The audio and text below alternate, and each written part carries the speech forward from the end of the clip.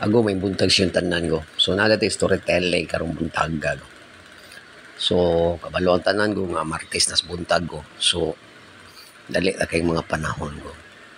Ug ang mga adlaw ko dali ra sa kay maabot ko. Usahay ko kung wala tay trabaho ko. Kaingon tago nga dugay kay ko. Pero kung natay trabahoon ko, makaingon tago nga dali ra kayo ang panahon ko. Makauno na lang daw usahay ko kung malarga tas laing nasod ko. Kung dali lang siya largahon ko. Kaysa kung paminaw ko, ang Lunes ray problema ko. Pag human ang Lunes ko, bukalit lang sa duka, human ang Simana ko. Din ko, back to business data ko. Ang atong storytelling karong buntaga ko is about ko sa atong pamahaw ko. Ang ako din pamahaw karong buntaga ko is mga pinobrehera gihapon ko. Wa man gid tay mga dinato nga mga content ko kaya nga itong ma-afford ko kanira yung mga common ko nga mga sudan na to ko nga binisaya ko kaya naamta sa Visayas region ko. So ang atong content ko is more on pinobrehay ko. Mauna ko ako balik-balikon ko nga ang atong content ko is pinobrehay ko. Din ko ako lang isa-isa sa inyo ako mga sudan karon ko. Actually ko gikarnis mga kilid-kilid ko. Kabalo naman mo ko. Basig ang uban ko, makakita sa video ko, makaingon ko nga, pinobrehay pero daghan kay sudan. Sa tinuod lang ko, daghan yung kay sudan, permanente ko. Kay naanad mangita ko nga, itong sudan ko, 3-4, pinakagamay na ng duha ka klase nga sudan. Pero, kung na lang kay ginagmayang income ko, kabalo ko nga maka-afford. Ang uban gani dira ko, siguro ko, daghan kay sudan ko. Pero dito mo gi-compare na ko. Ako lang siyang gi-explain ko. Kay makita ninyo ko.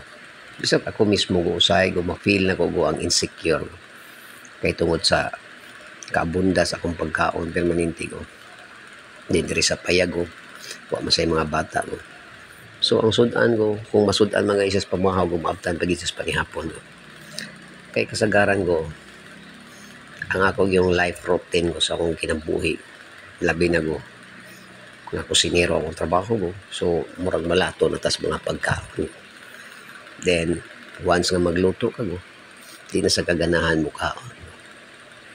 So, muna yung mga explanation ako ko. Anong pinobrehay ang atong content ko.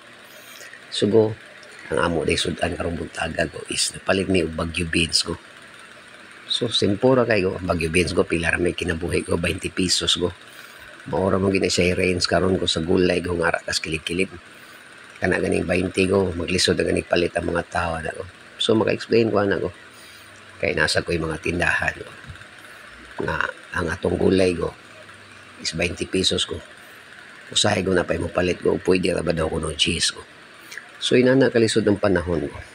So di ko ka-blame ko na ang mga tao ko mo justify ko nga basig makaingon ko, mo pinobrehay daghan ng sudan. Siguro ko, worth it lang sad ko para sa kuha ko. Kaya naaman tayo income ko, nga mga pinobrehay ko. Kaya karong panahon na ko, kung nga kay mga diskarte ko. Sa imong mga daily income ko, disod kaayo ko. Kaya tanan ko paliton nun. Magsugod lang ta sa buntag ha. Pinagsugod sa buntag ko, mo range na ko go, hapit 200 pesos ko.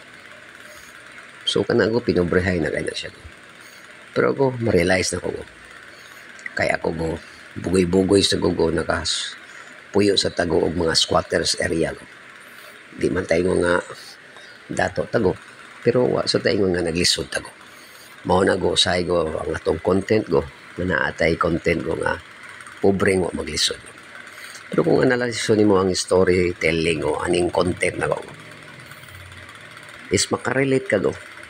Kaya kung nalang kay trabaho ko, then kabalo lang yung kamong budget ko, di may tabo ko nga magkalisod-lisod ang imong kinabuhi ko.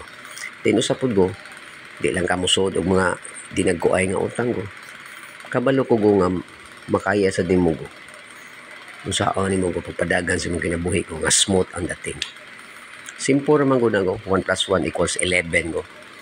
So inanara ko, kung magkwinta ka, sa imong kinabuhi ko nga di ka makalisod-lisod. So go, balik-balik ko na to go. Ang akong ding sudan go is 20 pesos ito atong Baguio beans go. Then ipalit ko taog pinakbit go matag 10 pesos sa pud go ang order go. Then ako tay bamigo nga 15 pesos go. Then gipalitan ako og nukos go. Tag 35 pesos ang nukos go. So nipalit ko go og duha ka order nga nukos go. So katong isa ka nukos go ako tong sudanon go. Karon na sang gabi go or unyang gabi go. Then di ko mawagtangan og pan sa akong kusina go. Kay every time go, hilig kay kong pan go, din ganahan sa kong mga pigo, naparisan ako pan go. Then ay itlog go, simple ra kay go. Ayaw ko na ako nga lisod kayong kinabuhi ko. Pero go naagi mga time ko, pertig yung lisura go. Naka-experience ko anak ko, dito sa Davao. So ang kape go, katuloon ako inom go. Then, hot dan pa yung kasukar o kape go. So magsangag kong bugas go. Mao na go akong i-discuss sa inyo go ang mga details ko sa mga pinobrehay ko nga lifestyle ko. So makarelate ana ko. Kani siya go atong gi-vlog-vlog karon go is di na kita kaingon ko nga pinobrehay ko. Arang-arang ra ni siya gamay sa pobre ko. So mao na go akong balik-balik ko nimo go nga pobre ko maglisod. Kay og kanang yung pobre ko nga maglisod ka go. Na feel na ko nga go, na experience na ko na go. Na as in go nga lisod yung kinabuhi ko. Ang pamahaw go hinuwaman ang bugas ko. Ang paniudto ko, hinuwaman ang bugas ko. Ang panihapon ko, nakataghap na ko kaya nakakita ng kwarta ko. So ko, mao na storytelling ko sa akong kinabuhi ko. I hope ko nga nasabtan niyo ang tanan ko. Kung karon pa lang daan ko, ngunaan niyo ko, ang atong mga content ko, is most of the time ko is pinobrehay ko. This is Ship Suki. Thank you and enjoy.